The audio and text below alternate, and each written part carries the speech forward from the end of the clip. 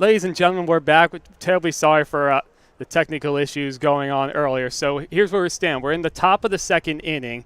There's one out. We just had a strikeout recorded.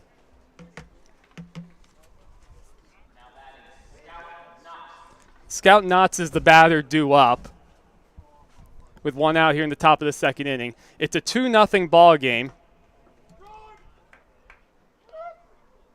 That pitch is in there for strike one on the inside corner.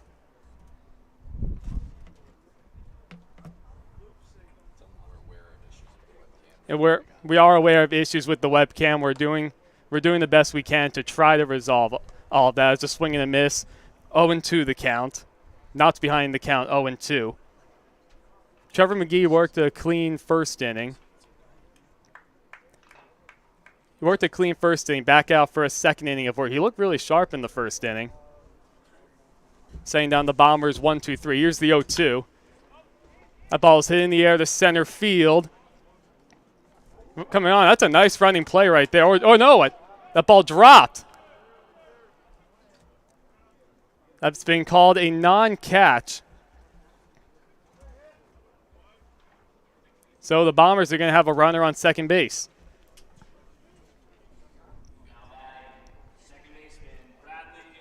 So a runner on second base with one out. It brings up Bradley O'Neill.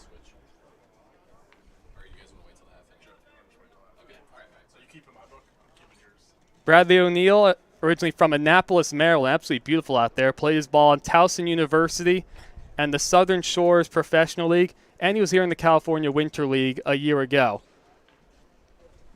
So McGee now has to work with a man on second base and one out.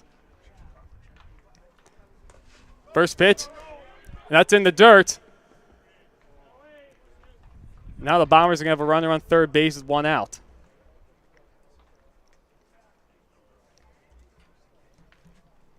So 1-0 the count now on O'Neill.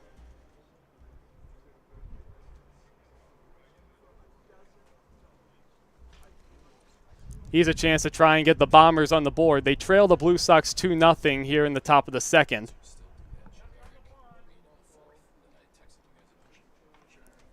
Long look in from McGee. He's set with the 1-0. He deals. Big swing and a miss, 1-1. Blue Sox infield playing back, so a chance for an RBI on a ground ball to try to score Knotts.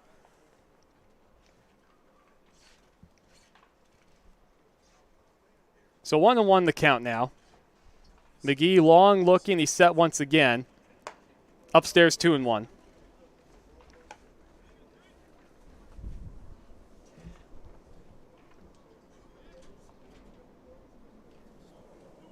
Bradley O'Neill playing second base today for the Bombers. Here on opening day in the California Winter League. McGee working a little bit slower than man on base, set with the 2-1. That ball's popped up on the infield, back towards the screen, and out of play. Pretty good effort there from the catcher, Ryan Moad.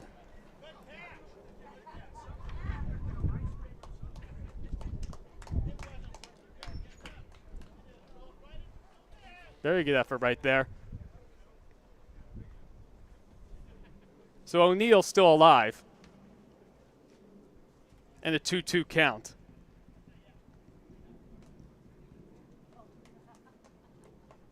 Infield still playing back, so a chance for an RBI with a ground ball.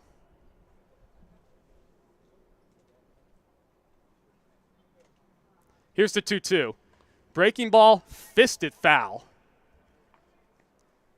That breaking ball got right in on the knuckles. And it was fouled off towards the first base dugout.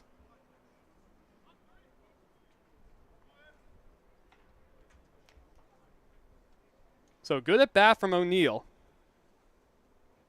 Not still hovering around third base with one out. Bombers trail 2-0 in the top of the second. The 2-2. Big swing and a miss. Good fastball in the lower half from McGee. There's two outs.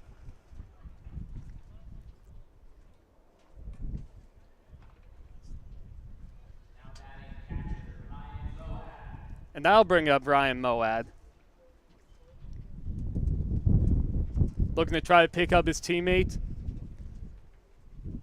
Not still over at third base, now 2 outs. Moad from Murrieta, California, played his ball at Cal Poly Pomona.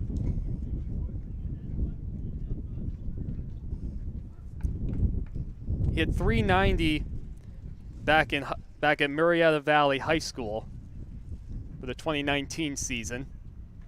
He's behind 0-1. So far, Trevor McGee, he is not allowed to hit, has not allowed a run, trying to work a second clean inning. Here's the 0-1.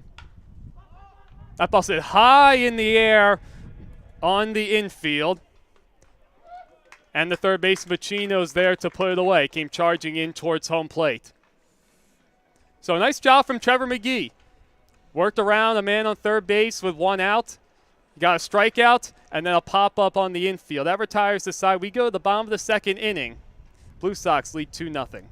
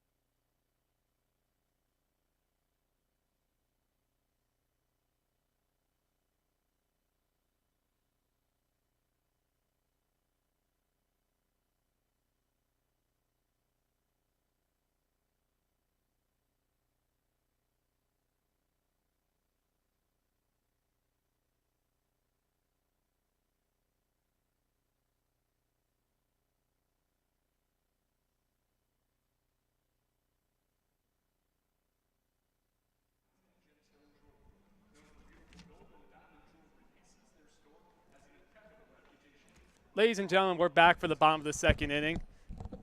We apologize once again for the exposure issues. We are doing all we can to try and fix that. Spencer Tack back out for his second inning of work on the mound. Mitch Morale is the hitter for the Blue Sox, trying to add on to their 2-0 lead. 0-1 is in the dirt there from Tack. So 1-1 the count. Has been a good pace to this game so far. Walks have been relatively limited. So far, good defense all the way around. No errors.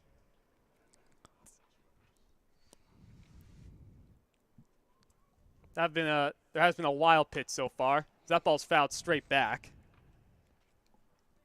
The bottom of the Blue Sox lineup trying to flip over to the top of the lineup with some ducks on the pond for some RBI opportunities for the top of the lineup.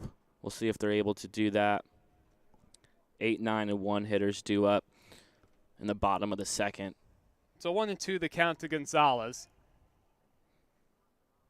Tack working quickly. That pitch in the dirt once again.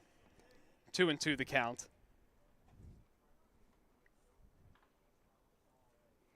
Last inning, Tack had command for the first couple of batters, but lost it after that. Walking a few guys, hitting a batter with the bases loaded. So we'll see if he can calm down here in the bottom of the second. Here's the 2-2 once again. That throws it hard in the left field. That's going to be foul, just foul. He fouled by just about a foot. We've got some high winds here for Game 1 of the 2023 California Winter League. Yeah, the breeze has picked up considerably. That flag in center field is really whipping its way around. The wind is coming in from center field. So 2-2 the count nonetheless. We'll have to do it again.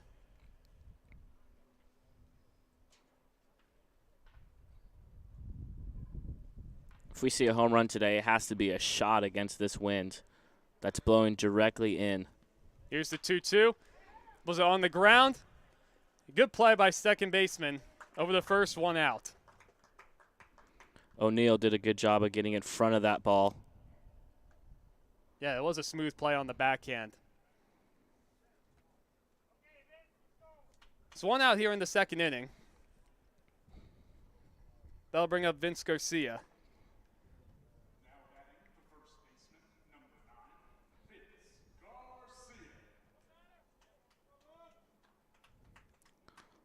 Garcia, who's here the past 2 years playing the California Winter League 2021-2022 seasons. He swings and misses 0-1. Played his college ball, played at Fullerton Junior College. He also played in the Western League. Spencer Tack looks like he's settling down there on the mound. The 0-1. Pitcher's pitch on the outside corner, 0-2. He's been right around the zone here in the second inning.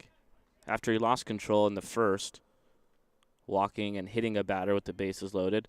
That's why it's 2-0. Here's the 0-2 from Tack.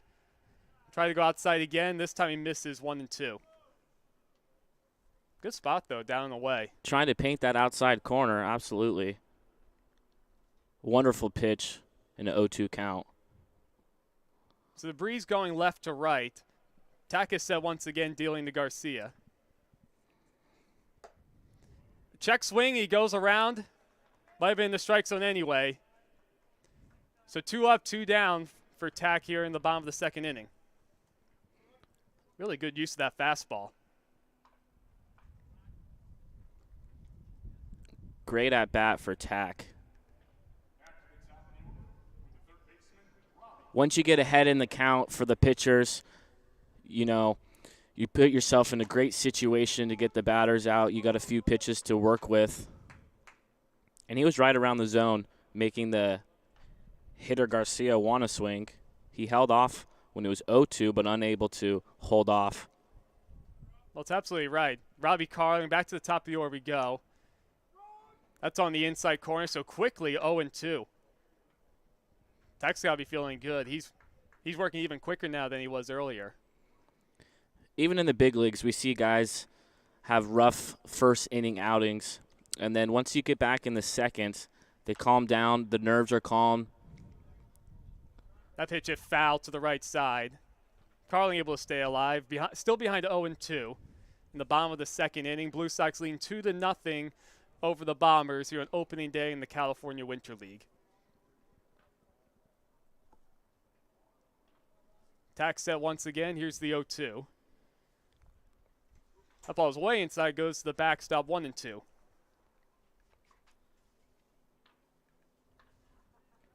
Tack is doing an excellent job of getting ahead in the count early in this second inning. You have way more options for what pitch types you throw when you're ahead in the count. Tack looks in. He's set for the 1-2. Dealing to Carlin with 2 outs in the second.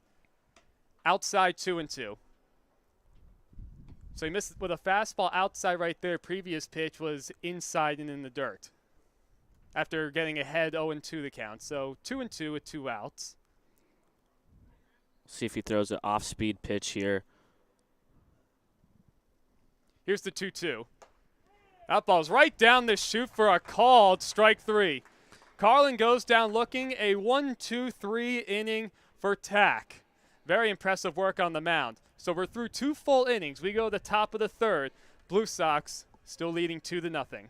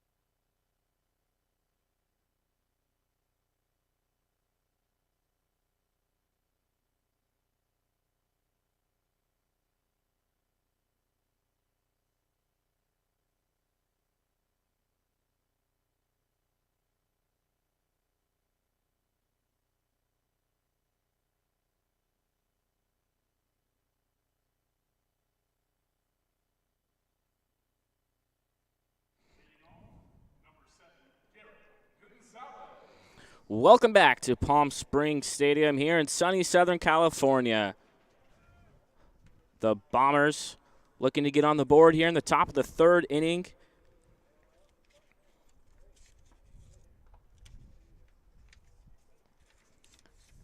Batters 8, 9, and 1 due up here in the top of the third. That ball's low in the dirt. Wind is still really moving like crazy, though, Joey. Absolutely. The hitters do not like that.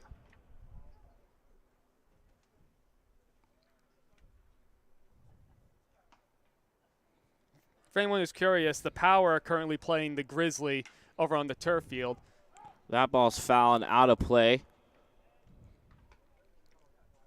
That game should be a little bit further along than we are. They got started at 9 o'clock.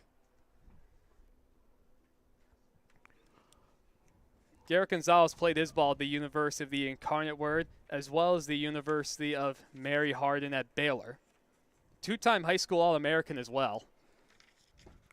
And that pitch will strike out Gonzalez for the first out of the third inning. Honestly, that was a really, really good off-speed pitch. Kept Gonzalez off balance, and he got him out front on a pitch down the strike zone. Trevor McGee for the Blue Sox has been dealing. His command has been excellent as he delivers strike 1 to the number 9 hitter, Simple. Honestly, McGee really has impressed me so far, especially coming from the left side. Good life on all of his pitches. He hasn't thrown anything that looks extremely overpowering as that's taken down away for a ball. But he's mixed up on both sides of the plate. I like how he's gone high to low as well. And when he's gone with the off speed, especially to the right-handed bats, he's able to get it going away from them and getting a lot of out in front swings. Darius Simple takes outside strike 2. 1-2 count. McGee looking for his second consecutive strikeout here in the top of the third. Winds up and deals inside 2-2. Darius Simple, at least just reading a little bit about him, he really impresses me because he was a really good-looking football player in high school. I was able to find a couple tapes on him. Squats 390 pounds. That's a heck of a lot more than I can squat. Me too, Evan. That's down low. The count is full here with one down and nobody on. 2-0 Blue Sox lead. I'd really love to see Simple get on base and especially try and steal a few bags. McGee dishes, and that is all low. Right. I got my wish after all. 1 out walk to the number 9 hitter, Darius Simple.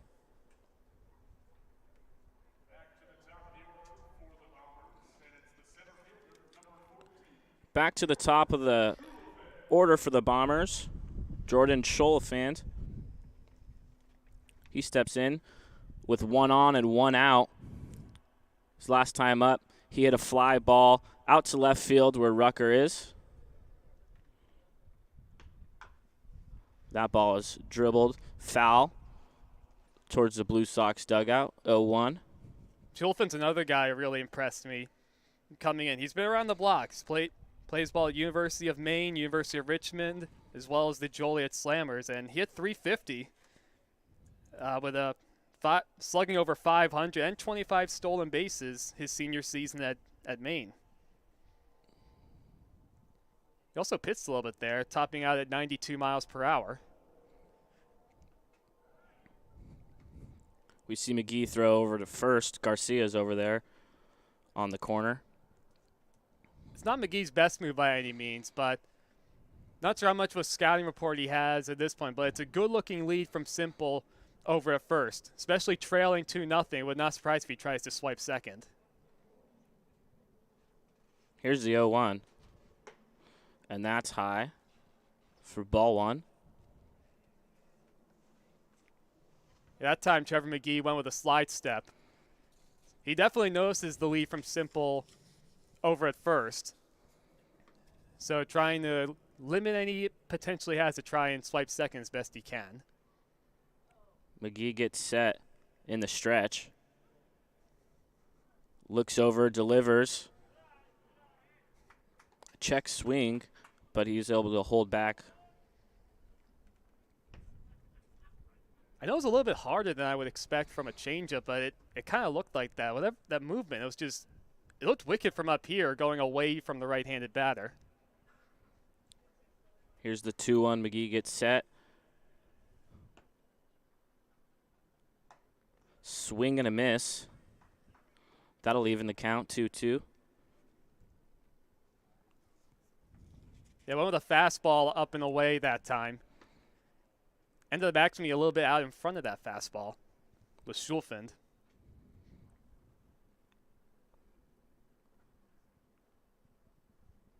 A little shorter lead this time from Simple. Here's the 2-2. That ball is fouled behind us. Scholfin stays alive. I had a couple foul balls come up here this past summer, Joey.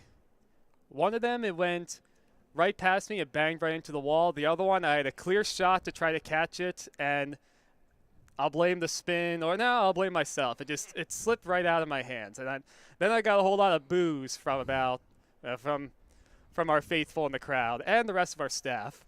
I deserved it. McGee throws over. Simple gets back easily. Well, Evan, if that happens, I will be prepared. Joey will save us. Yeah, Joey, you'll definitely save us if and when that happens. I'm sure it will. We're not that far back from home plate, all things considered.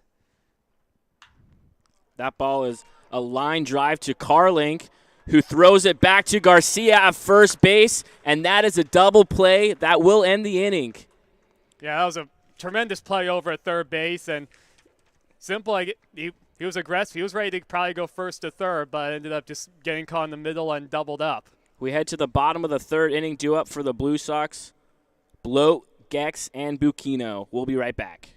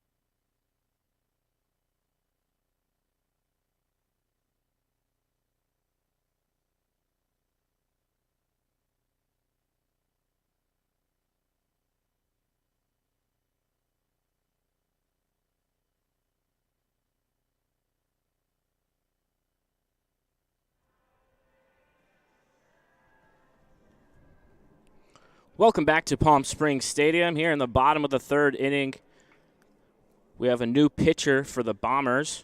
Mark Berryman is replacing Spencer Tack on the mound.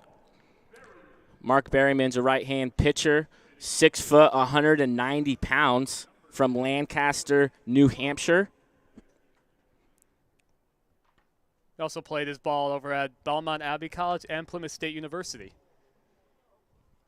Heads up, Aaron Gex in the on-deck circle. Yeah, looks like that ball was fouled. Looks like that ball was fouled at the plate. Right off of Bloat, and he's down. Yeah, Austin's going to check on him right now. We will be right back as Bloat is attended to at home plate.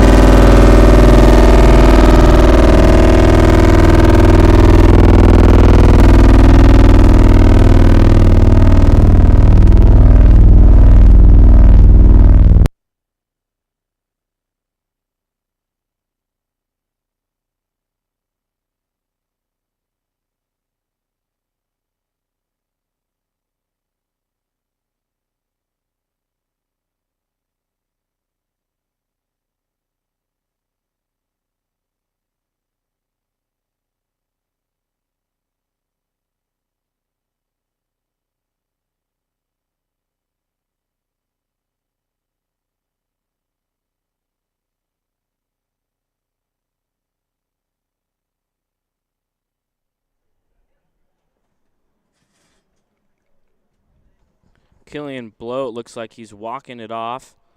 See if he stays in the batter's box. Yeah, it's a really good sign. He's talking to his manager, Tom JJ. Faith out there. Yeah, he was able to get him up, took a short walk down the third base line. Looks like he's going to stay in the game. Berryman's just throwing a few warm-up pitches at the moment. Pardon me, manager Jimmy Johnson out there for the Blue Sox. Yeah, this is a good sign. He's going to stay in the game.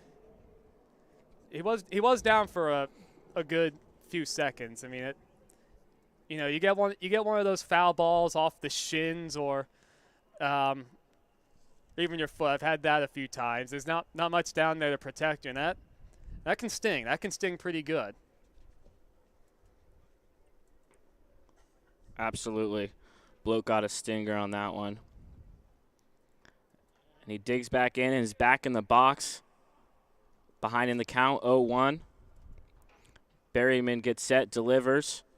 That ball's in the dirt. That time Berryman went towards the outside part of the plate, but sometimes after a hitter fouls a ball off himself, sometimes the most effective thing you can do as a pitcher is to go right back inside. The 1-1 is pulled foul. Out near the batting cages to the side of left field. 1-2 count. Well, I have to give Blow some credit there. Berryman did go back inside, but he turned on it pretty nicely, just couldn't quite keep it fair. The 1-2 to Bloat. Fantastic breaking ball to strike him out for the first out of the bottom of the third. Absolutely, that was really nice. Started it inside, kind of coming in towards his arm or even his hip, and broke it right back over the inside part of the plate. It really was a good pitch, and especially after Blow fouled that fastball early at bat off of his leg, that's the last place you want to see a ball coming. Aaron Gex now bats with nobody on and one out. Watches outside, ball one.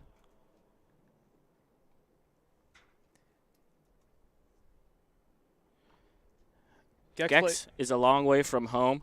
Milwaukee, Wisconsin. I'm sure he's enjoying the sunshine. I talked to him at the airport when he flew in. He said, I can't wait to spend a month out here in the sunshine where I could wear shorts. Here's a 1-1 with one away.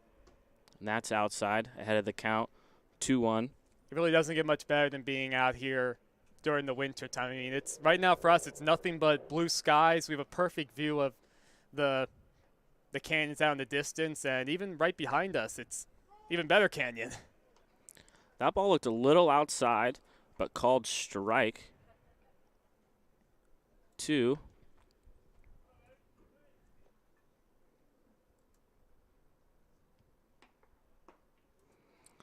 Swing and a miss from Gex. Berryman has his second strikeout of the inning. So they get the first punch out. Berryman went with a breaking ball, broke it back along the inside part of the plate to a righty to get the called strike. That time he looked like a changeup down and away to get a swing through. The cleanup hitter swings at the first pitch, and that's a blooper into right field, but Knotts is there and secures the third out of the inning, and the side is retired in order for Berryman's first inning of work. We'll be right back in the top of the fourth inning. Blue Sox 2, Bombers 0.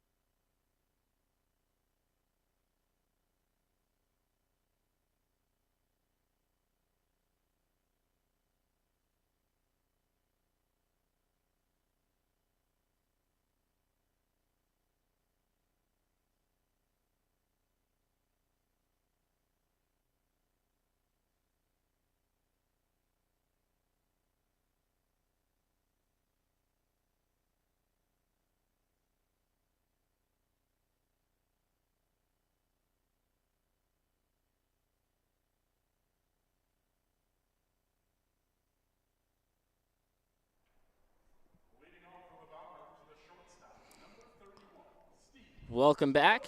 2-0 Blue Sox lead. I'm Joey Senna. Alongside me, Evan Schmeiser.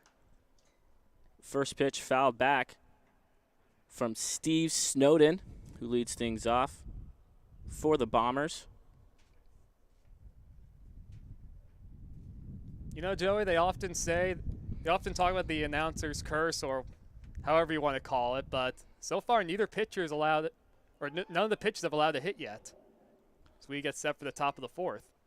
McGee has done an outstanding job starting this game with his command. He has every pitch right there. That curveball was beautiful to get ahead of the count 0-2.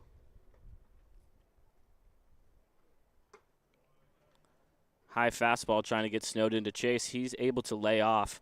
We have batters 2, 3, and 4 due up in the top of the fourth. Snowden, Bishop, and White. Last time up, Snowden hit a ground ball to third base, and that off-speed pitch gets Snowden strike 3, swinging for out number 1. I really like the way that McGee set up Snowden right there. Obviously, he got ahead quickly 0-2. He missed up with a fastball, but you know, a lot of time I'm not a big fan of the idea of wasting pitches generally, but it was a really good miss in my opinion because the way Snowden took that pitch, like he got him off balance, almost like he wasn't expecting it to go there. I think it set up really nicely to punch him out the next pitch. Dalton Bishop digs in. He took ball 1. McGee has 5 strikeouts already on the day. There's a weak contact to Garcia at first base, and that's right of the bag, foul. McGee's done an outstanding job so far of locating that down and away, whether it's a fastball or even a changeup, getting it down and away to the right-handed batters. Because that previous foul ball, it looked like it came right off the very end of the bat, just spinning its way weakly along the first base line. McGee has command of every pitch, and he's utilizing all of them here in the first 4 innings.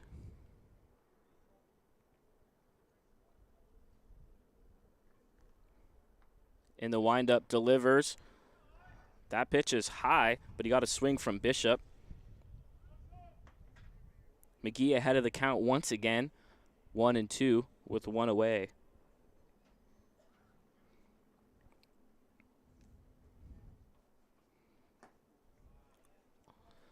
Bishop able to lay off.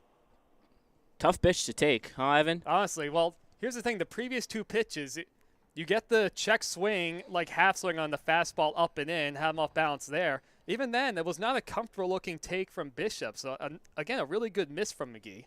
Let's see if he speeds him up here, and he does just that. There's a pop-up between Garcia and Cross. Cross calls him off and is unable to catch it in fair territory. So Bishop reaches second base. Great job from Bishop to not give up on the play. I mean, what are you going to do on a play like that? The wind has calmed down just a little bit, but it was still going pretty good as that pop-up was up in the air. And it will go down as a hit. I would have to agree with that. I mean, it's one of those things, the ball's up in the air going crazy, and it comes back on you and happens to land fair while you're trying to dive for it. It was way up in the air, too. Tanner White with a man in scoring position and 1 away takes outside from McGee. Well, this is the big opportunity right now for the Bombers. You're trailing 2-0 with 7-inning games. You're in the top of the 4th. It is starting to get just a little bit later, and especially with a break like that, you have a man in scoring position, 1 out. You got to try to cash in here. We're playing 7-inning games here in the California Winter League. And that ball's in the dirt. Bishop will advance to third on the wild pitch. If the game is tied after 7 innings, it is international overtime rules or extra inning rules. A runner will start on second base with nobody out, and that runner is whoever made the last out in the previous inning, just like what the major leagues have adopted. Yeah, for our purposes, I think it's an excellent way to try to find a winner in our games, especially so you're not taxing any of the pitchers too much. As throughout the season, everyone's going to be playing 3 days in a row, several times, and even at times playing 4 days in a row. Let's see if White is able to get this runner in. The runner on third and less than 2 outs. Lefty on lefty matchup. Foul tips that.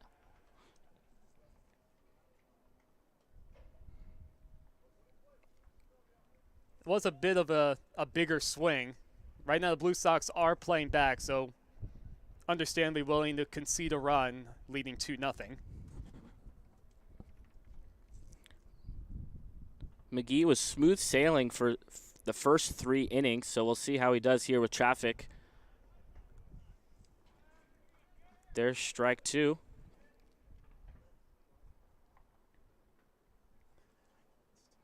Well, in a situation like this, now that you have 2 strikes, you go for your bigger swings to try to do some damage. At this point, need to shorten up, do everything you can to try to put a ball in play. I know it's a tough matchup being lefty-lefty. 2-2 with 1 away. And White stays alive, fouling that straight back.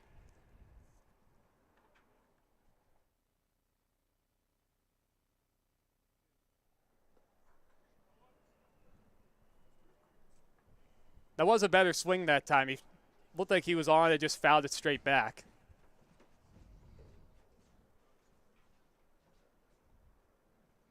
Southpaw gets set.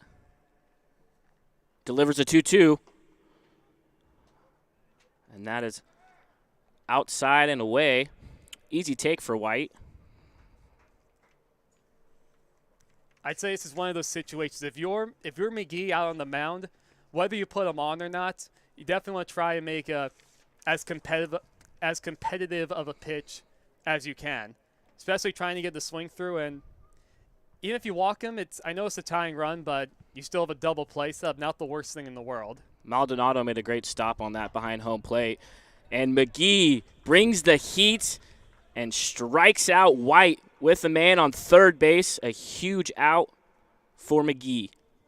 Well, that was a big-time pitch right there. Everything so far in the at-bat had been away, away, away. And all of a sudden, he come back inside to White, and he just wasn't ready for it. Now Scout Knott digs in the batter's box. Righty facing the lefty. 2 outs. And Bishop at third base. The Bombers looking for their first run of the game, trailing 2-0. Inside and in the dirt for ball 1.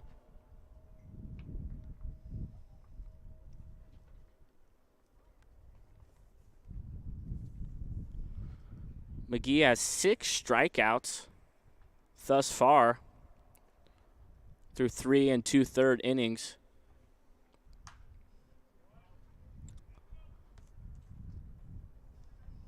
Looks like the Power and the Grizzly have finished up their game over on the turf field. They started at 9 o'clock.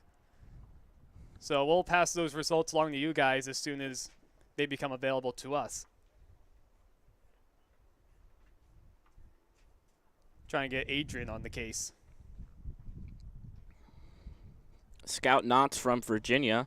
Long way from home out here in California. I'm sure he's enjoying the weather as well. A bunch of these guys coming from the East Coast, including you, Evan. Yes. Yeah, during that vortex on Christmas Eve, it got down to a -7 wind chill. Now we're having our typical winters anywhere in the 30s and the 40s. So this is refreshing out here.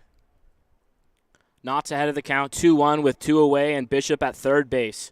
McGee gets set, delivers, and that ball will be put in play to the right fielder, Gex, who was unable to get under it, so that run will score. Bishop from third base, and the Bombers are on the board.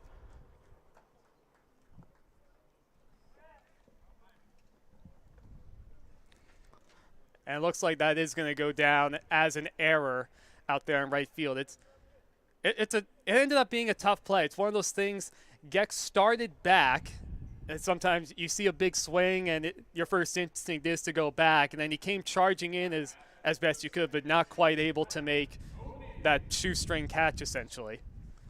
Knotts reaches second on the E9. The tying run at second base with 2 outs.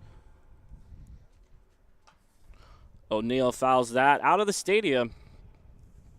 And we'll see what O'Neill's able to do here, but that could end up being a really big play. The lead for the Blue Sox is now cut in half. It's only 2-1 now in the top of the 4th, and the Bombers have, once again, another opportunity with a man in scoring position, the tying run in this case.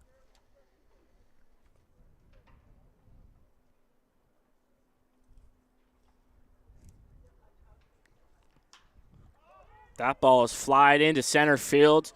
Bloat coming in. But instead, that will be Bucchino, the shortstop, who gets under it to retire the side. But the Bombers get on the board off the air and are trailing 2-1 as we head to the top of the 5th inning.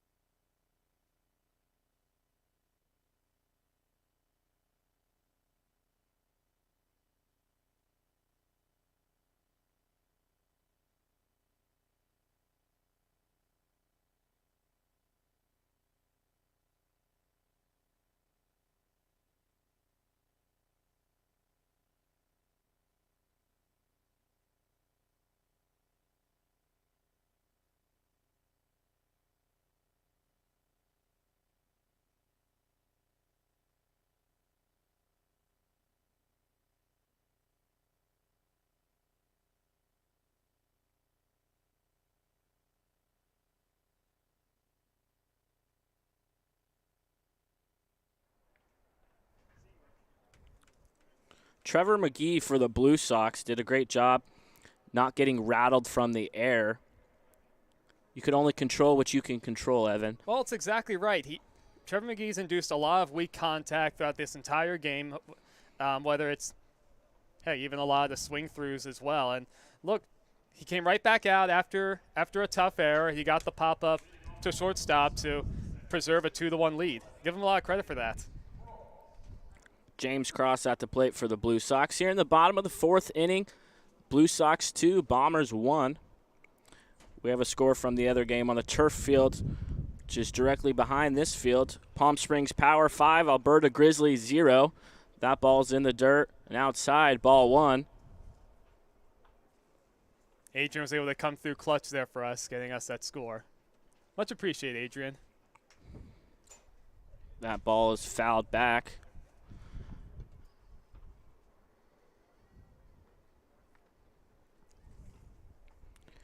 Berryman came in the 3rd inning for the Bombers.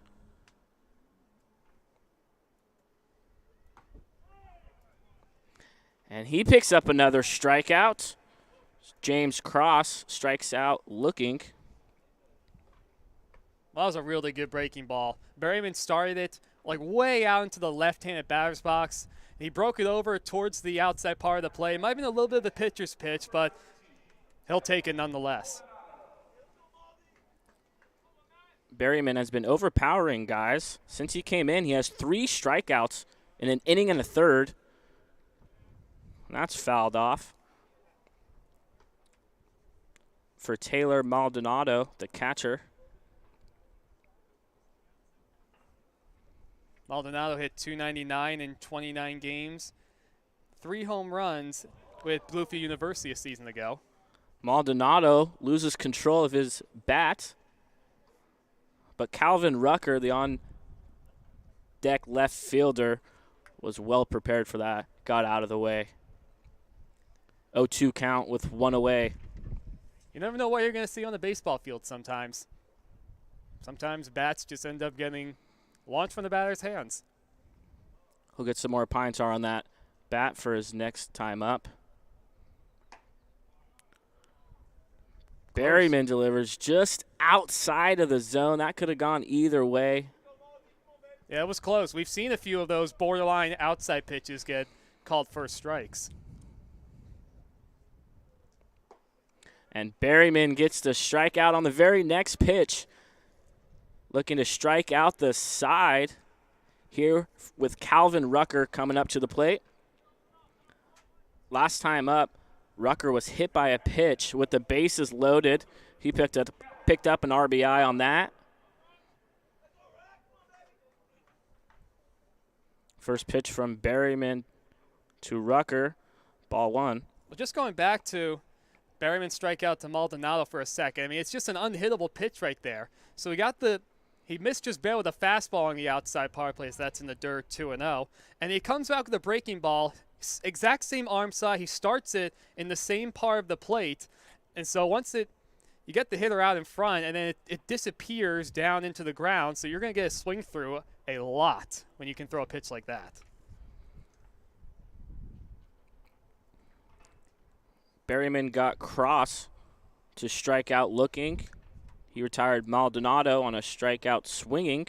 So we'll see what happens here with Calvin Rucker, the number 7 hitter, who watches ball 3.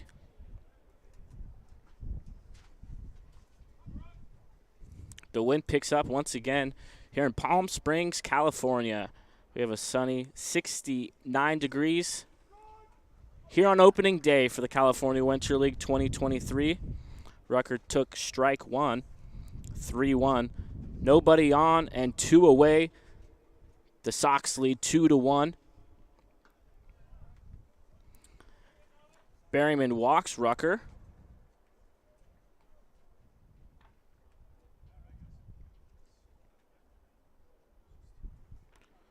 Brings up Mitch Morales, the designated hitter for the Blue Sox. Has an opportunity with 1 on and 2 away.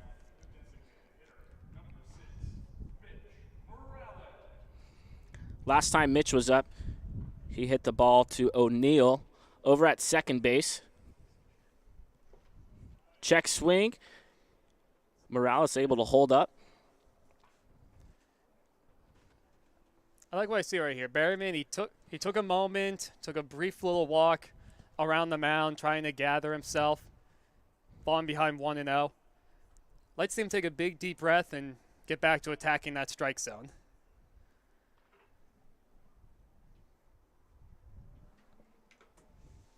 That ball is fouled.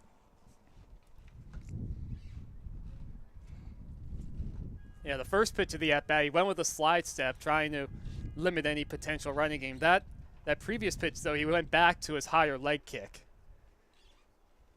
Sometimes command can change just a little bit, whether you go with a leg kick or a slide step.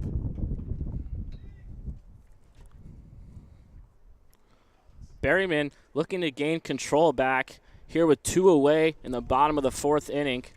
2-1.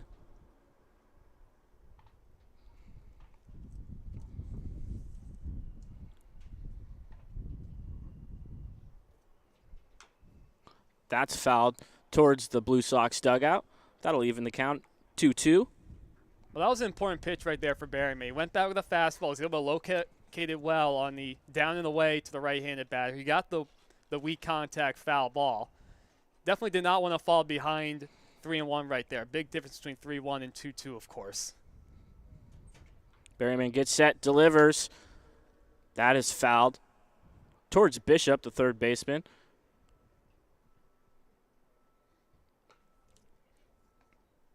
I'm curious to see if Berryman's going to go with any kind of off-speed pitch right here. I mean, generally, the saying is true. If you're willing to throw something 2-2, you better be willing to throw it 3-2.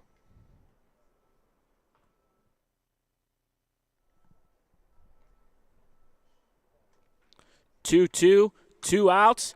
That ball is hit to Snowden at short, and he throws it over the head of O'Neill at second base.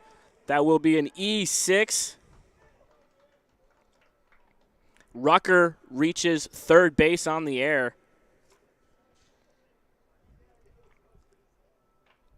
That's tough for the pitcher, Berryman, looking to get his third out. Now he will be working with traffic on the bases. First and third, 2 away for Vince Garcia, the nine hitter in the lineup for the Sox. That's a shame. Berryman did make an excellent pitch. He went with a breaking ball. He got a very weak grounder, but sometimes that's baseball and things just happen. That ball is hit in the gap in left center field. Diving for it was Scholfin, but that ball is down.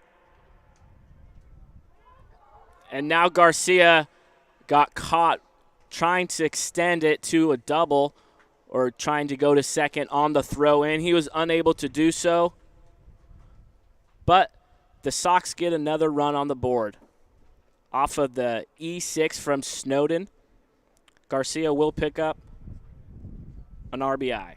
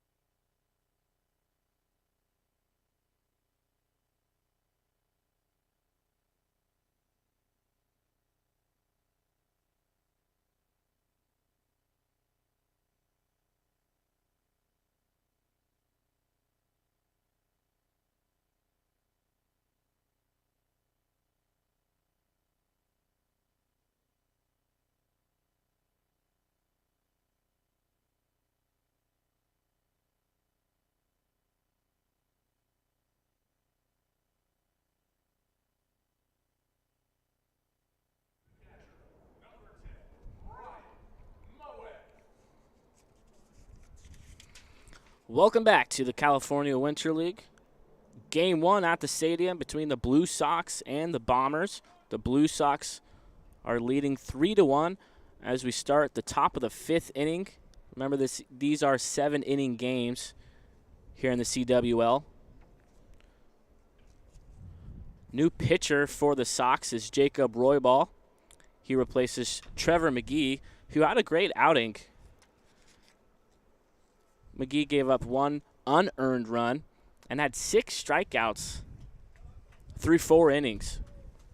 Honestly, McGee really was impressive. He kept hitters off balance the entire game, and I mean, you see, he did not allow a hit.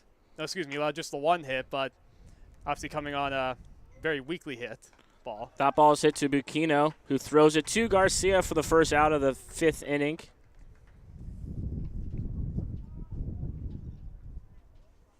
Well, a good start so far for Roybal. I know it's just 1 hitter, but he attacked the strike zone and he got a quick out, got his fielders engaged, and keeping the line moving for the Blue Sox.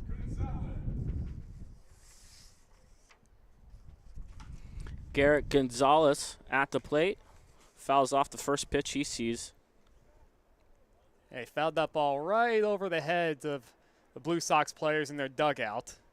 Gave them a little startle just for a moment.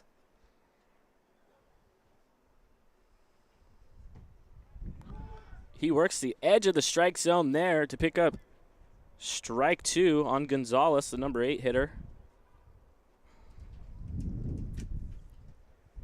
Roybal is trying to follow the footsteps of McGee, who had total command of all of his pitches today. That off-speed pitch is outside. Ball 1. Gonzalez is another guy who has a pretty interesting story. He was drafted initially out of high school in 2016 in the 32nd round by the Nationals. Elected to play college ball instead.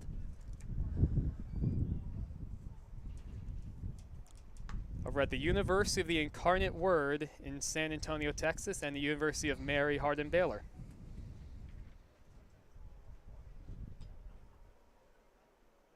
Last time up, Gonzalez struck out swinging.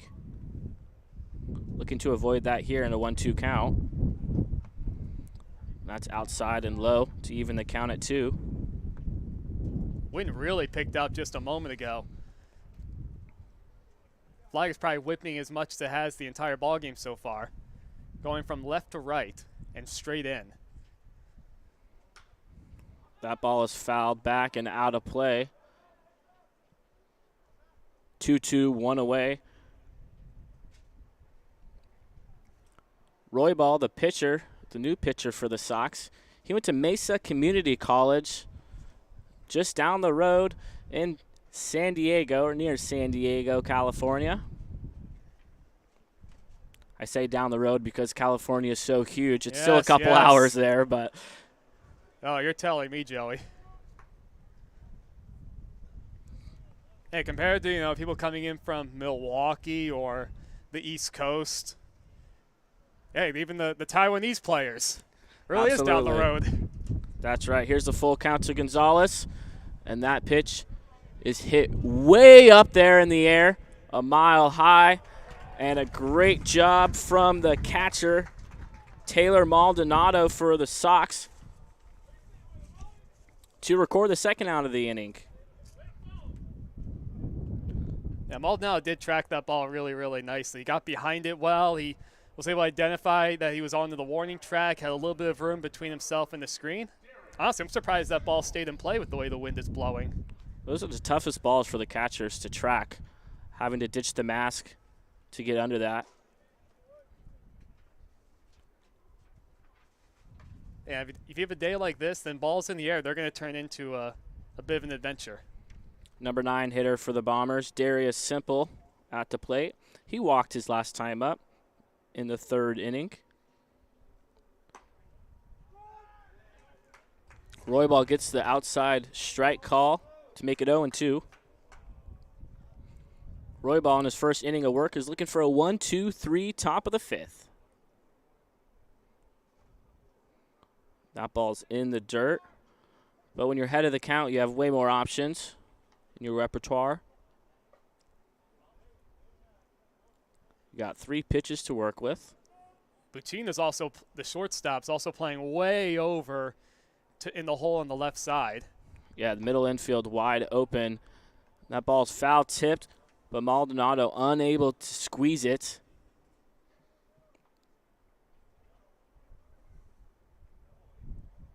So Simple still standing up there. See if he can take advantage of some new life. The middle of the infield wide open for Simple, like Evan mentioned.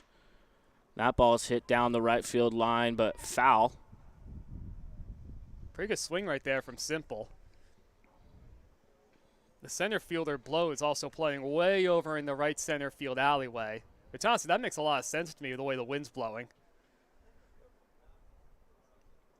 I think as the games go on here in the California Winter League, we'll start to see more shifts when the scouting reports get a little deeper. And that was a check swing from Simple, called strike 3. And in Roy Ball's first inning of work, he gets a 1-2-3 inning and finish it off with a strikeout. We head to the bottom of the 5th inning. Sox 3, Bombers 1.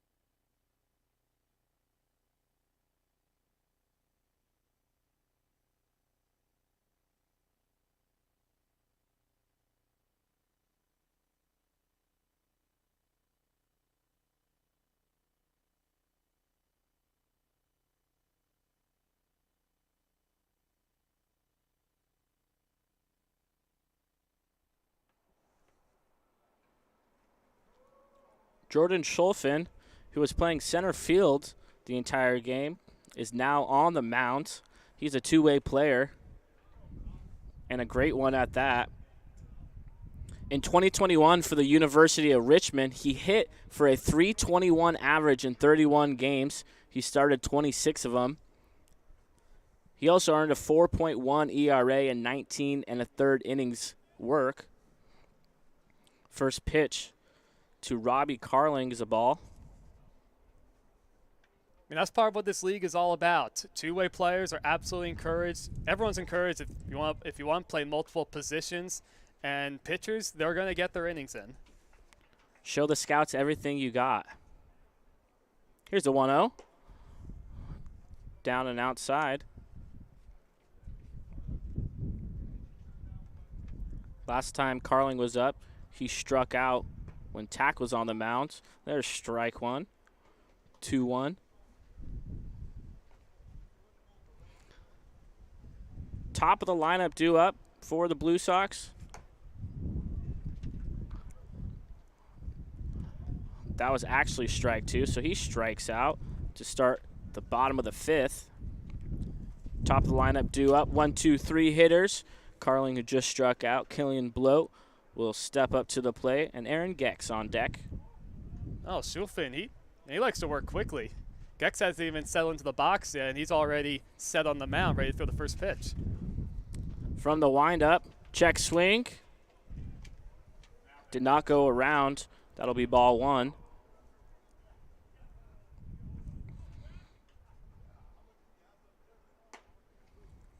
Big swing there from Bloat. Comes away empty. Oh, Scholfin's absolutely a get it and go kind of guy. He gets the ball back. He's already standing on the mound.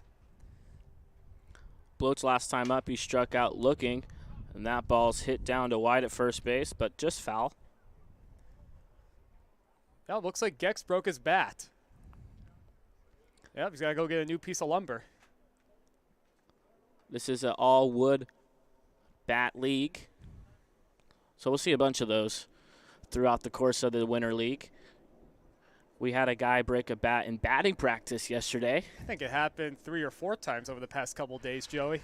Just in batting practice, so we're going to see a lot of broken bats here over the course of the next 3 weeks at Palm Springs Stadium here in beautiful, sunny Southern California. You know, you never know if these position players, they bring multiple bats with them, but I assume it's a bit of a testy thing when you're going to give somebody else your bat.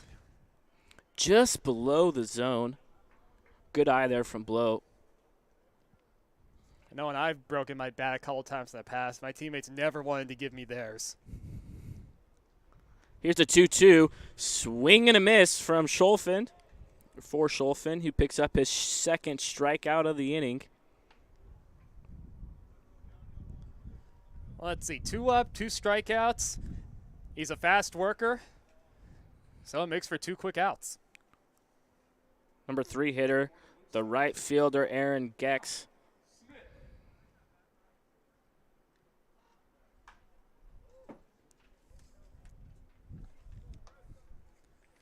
Oh, that ball was fouled right over the top of the Bombers' dugout down the first base line, and I don't think a single player flinched in there. Wasn't that far over their heads either. There's a blooper into right field, and a great play by Knotts, who is playing shallow. Turned into a line drive, 1-2-3 inning for Scholfin in his first inning of work. We'll be right back here in the California Winter League.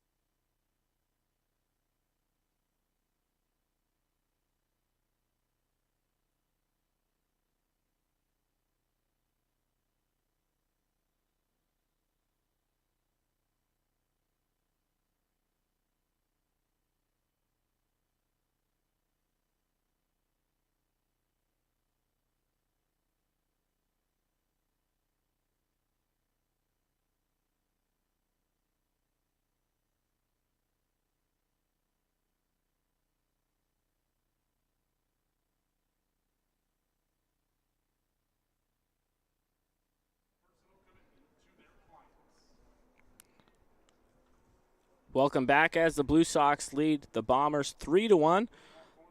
The Bombers have the top of the lineup due up here in the top of the 6th. That's Jordan Scholfin, who came in to pitch the last inning. As we mentioned, he's a two-way player. Snowden and Bishop will follow Scholfin. Again, we apologize for the technical difficulties with the camera, but we are happy to bring you audio for this game one. That ball's hit deep into right center field. Gex, the right fielder, will get under it to retire Scholfin for the first out of the 6th inning. Yeah, if you're an outfielder, especially right now, you got to look at that flag as best you can, get a good idea of which way the wind is blowing, because it feels like it almost changed. It changed directions on us and started blowing out towards right field. Well, that ball carried pretty well.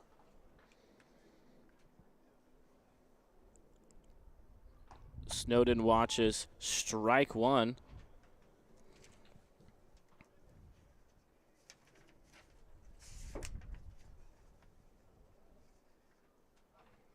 Oh, one away. That ball's hit into right center field. Gex, the right fielder, tracks it down for the second out of the inning.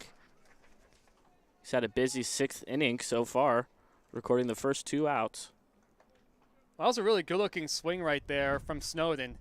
He got a high fastball. He tomahawked it pretty nicely out to the alleyway in right center field. I think it was just one of those line drives. It got a little too much topspin on it, so it kind of died out there. Brings up the number 3 hitter for the Bombers, Dalton Bishop. Takes strike one. That was a really good breaking ball from Roybal. Yeah, Bishop almost flinched like he was going to get hit, but it ended up in the strike zone. Big swing there from Bishop. Comes away empty. Well, now if you're Roybal, you could do a whole host of things. You start with a breaking ball, get it for a strike. A swing throw on a fastball. You can do whatever he wants at this point. Yep, we'll look for a high fastball here in the 0-2 count. There it is, but a little too high. Yeah, as you said, Joey, it's a good idea, but sometimes you miss a little higher than you want to, and it becomes an uncompetitive pitch. Roybal has a few pitches to work with. Here in a 1-2 count. See if he throws a breaking ball here. And he does just that. Bishop swings and misses. Maldonado will throw it to Garcia to end the top of the 6th inning, 1-2-3. Blue Sox lead 3-1 as we head to the bottom of the 6th inning here at Palm Springs Stadium.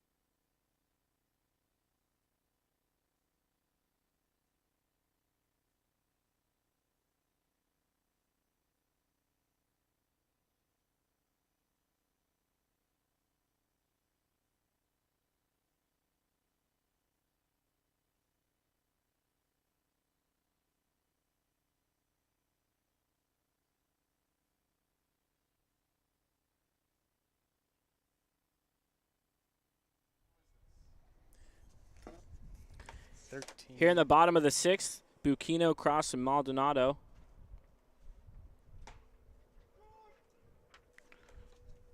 There's strike one from Scholfin.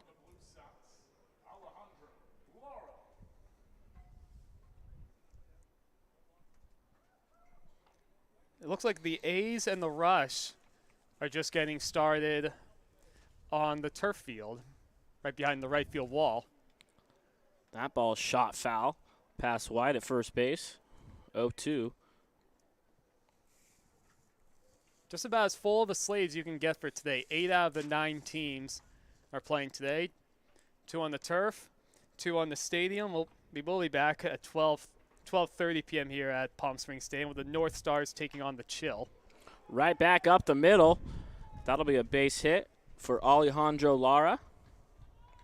He came in for Michael Bucchino as a pinch hitter. That was a good smooth swing from Lara, just driving that ball right back where it came from. I guess this hitters are seeing pitchers their second and third time. We have seen a few better swings as of late. The runner advances to second base on that pass ball.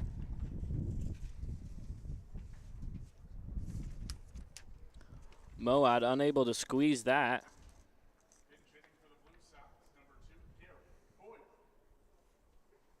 It was a good fastball down and away. It didn't miss by much, just clanked off the glove. Boyer hits that foul into the stands. Garrett Boyer pinch hits for James Cross. His first at-bat of the California Winter League. And Scholfin acts like he's throwing to second, and the ball slips. Well, he's fortunate there. You get situations like that, it can easily end up being a balk. Last thing the Bombers want is to gift wrap another run for the Blue Sox. They already trail 3-1 in the bottom of the 6th. Scholfin working from the stretch. Gets a swing and a miss from Boyer.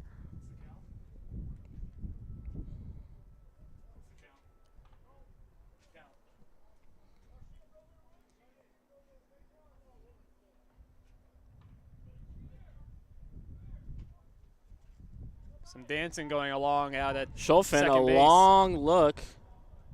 He steps off. Yeah, you get that going on with a runner right behind you trying to dance around, throw you off. Best thing you can do is step off. Swing and a miss from Boyer. Scholfin ahead in the count. Obviously, with players reporting Monday, these guys haven't been playing together long at all, this being their first games together. But yes, situations like that, sometimes an inside move from the shortstop coming in behind the runner can be very effective. Looked like he didn't know the count, and neither did we on that. That's strike 3 for Boyer. Taylor Maldonado fouls that out of play.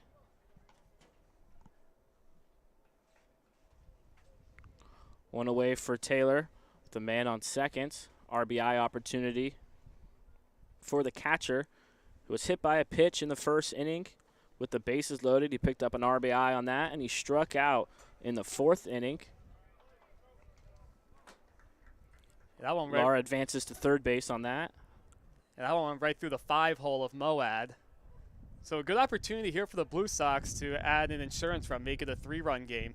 You got the pass ball this inning, a wild pitch right there, and now obviously you have to bring the infield in. If you're the Bombers, they're doing just that. The entire infield at the edge of the infield grass. Sometimes you'll just see the corner infielders come in, but everyone is in. Scholfin delivers strike 2. Scholfin looking for a strikeout here with less than 2 outs, runner on third base and trailing by 2 runs. Yeah, he needs one. Bombers only have 3 more outs to play with. Can't afford to fall behind by a 3rd run. And that is right down the pipe for strike 3 to retire Maldonado. Well, that's a big pitch right there. Maldonado, he must have been looking for something slow, being that it was a 1-2 count. He got a fastball at the knees towards the outer part of the plate, and all he could do was watch it go by. Calvin Rucker steps in. That's fouled towards the Bomber dugout. Rucker was hit by a pitch in the first inning, and in the 4th inning he walked, so he's 0 for 0 here in the 6th inning.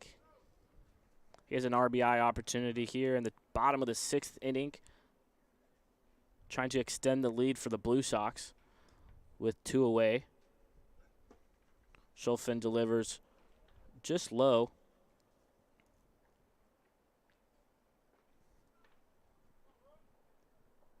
Outfield also, all three outfielders also playing very, very shallow. Wind has died down just a little bit. A lot of movement on that pitch, but it sails outside the zone.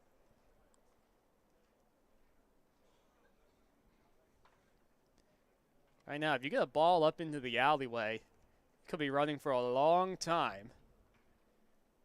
Pretty big dimensions, this ballpark. 350 down the lines, about 375 in the alleyways. 400 to dead center. Top of the zone. That was called a ball. Infield playing normal again with 2 outs.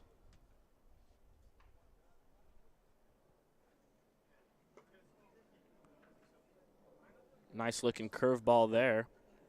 Rucker comes up empty. Full count, 3-2.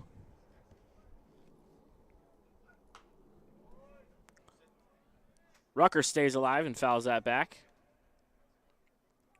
Scholfin looking to strand the runner at third base. If he's able to do that, that's a victory for him. With the runner on third and less than 2 outs. Oh, it absolutely is. I mean, coaches everywhere, they'd love to get pitchers who can get big strikeouts when needed. It was a check swing, but Rucker did not go away, so runners on the corner for Scholfin.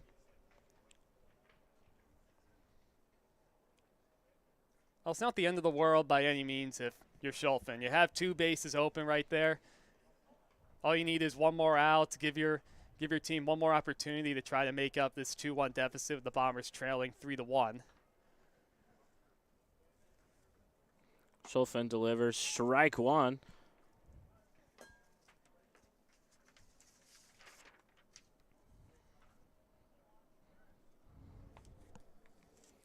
Oh, 1 count, runners on the corners. Rucker takes off. There will be no throw with the runner on third base. It was a called strike, 0-2. Once again, not a big deal for Scholfin. He's working quickly. And a swing and a miss from Scholfin, who retires the side with runner stranded at second and third base to keep it a 3-1 Blue Sox lead. We'll be right back from Palm Springs, California.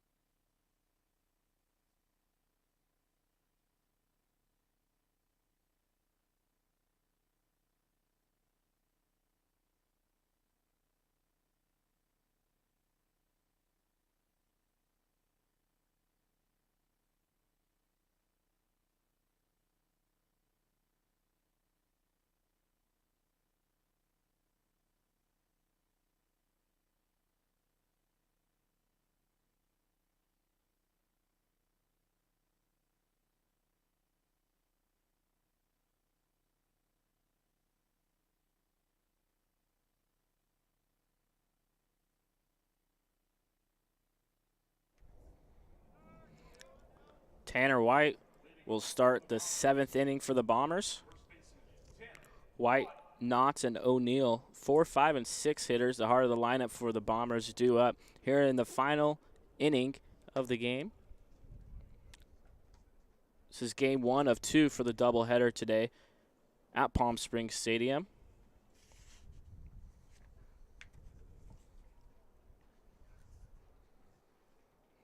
The 1-1. That ball's hit hard into center field. Bloat is able to get under it for the first out of the 7th. Boy, and Bloat had White played absolutely perfectly over towards the right center field alleyway, already playing him to pull from the center fielder spot. And honestly, glided right underneath it. Made a very casual grab. Made it look casual, that is. Excellent grab out there. Brings up Knott, who watches strike one go by. Scout Knott reached on an error in the 4th inning. He also reached on an error in the 2nd inning. When he reached in the 2nd, he had a stolen base.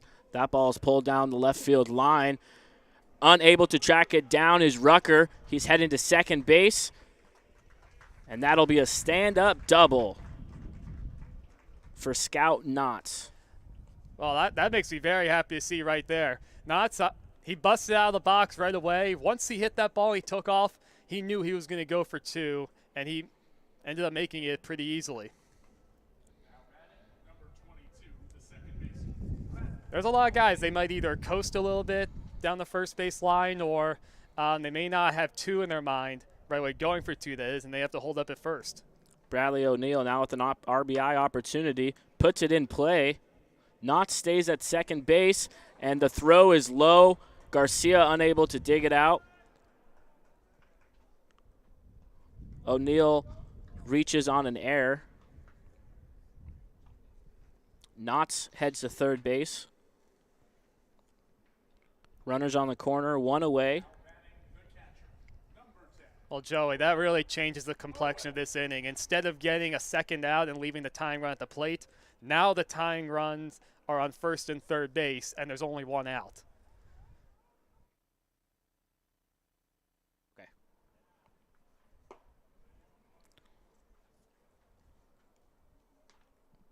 So after that E5, runners on the corner for Ryan Moad, the catcher. Short lead over at first base. That's fouled. If you're O'Neill, you put the ball in play, and when you put the ball in play, good things can happen. Oh, that's absolutely right. And, yeah, a day like this, you never know. I mean, right now, you look at our box score, it's kind of bizarre looking. 4 total runs, 3 total hits, 3 total errors.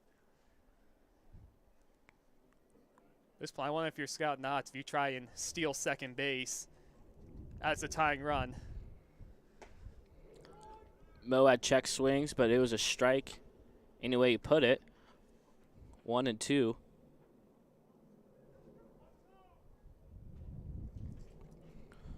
If you're Moad, just like what O'Neill did, you're going to do anything you can to get this ball in play with runners on the corner and less than 2 outs, trailing 3-1. The tying run aboard on first base in O'Neill.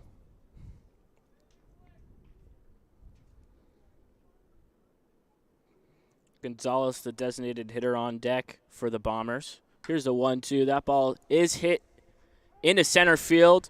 Bloat settles under it, and in comes Knott for a sacrifice fly from Moad, who did his job. That was a really good swing right there from Ryan Moad. He put a charge in it out to center field. I thought for just a moment that I'd be able to get into the alleyway and possibly even tie the game, but not to be that time. Moad still picks up the RBI. The Blue Sox lead 3-2 here in the top of the 7th with 2 away.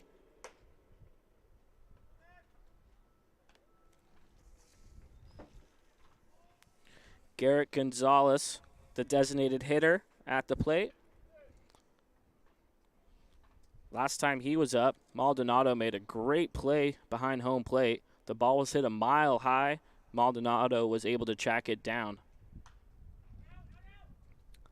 Gonzalez fouls that out of play. Just a reminder, these California Winter League games are 7 innings long. So Gonzalez looking to do anything he can to Bombers, get O'Neal across the plate to score and tie this game. yeah, Bombers are down to their last out. Here's the 1-1. And there's a blooper into shallow left field, and that will find the outfield grass to extend this game. Honestly, that ball was hit right off of the end of the bat. It might have fell right behind the shortstop spot, maybe about a foot into the outfield grass. Talk about a Texas leaguer.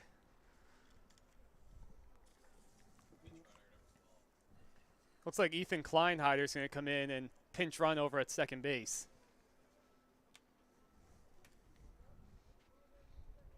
He does represent the tying run.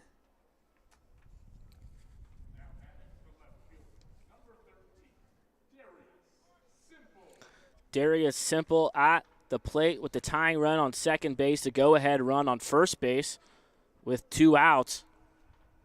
Kleinheider has a humongous lead. He might get in, he got to be careful. He might get into a rundown. Kleinheider, after that pitch was thrown, his secondary took him about halfway over the third base. I'm not exaggerating that. He was about halfway between the bases. A huge secondary lead on that. You cannot get the last out on the bases. Goodness no. Simple ahead 1-0. Watches strike 1 to even the count.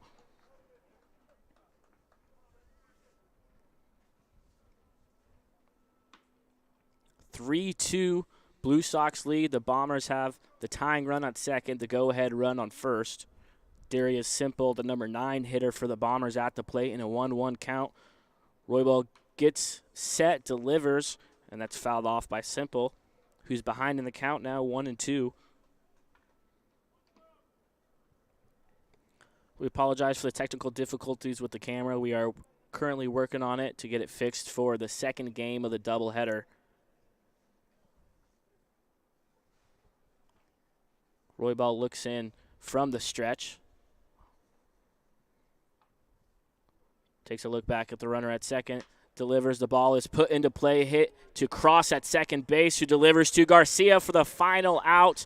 And the Blue Sox hold on to win Game 1 in the California Winter League here at the Palm Springs Stadium. Final score, Sox 3, Bombers 2. I mean, look, we saw a lot of really, really good pitching on both sides in this game. McGee will get credited with a well-earned win for the Blue Sox. They started off right, coming out on top 3-2 in this 7-inning game. I mean, look, we got a little over a month of I think it's going to be some excellent baseball, Joey. Absolutely. It was between Spencer Tack, the starting pitcher for the Blue Sox. McGee was just able to find it sooner and get settled in, who recorded 6 strikeouts.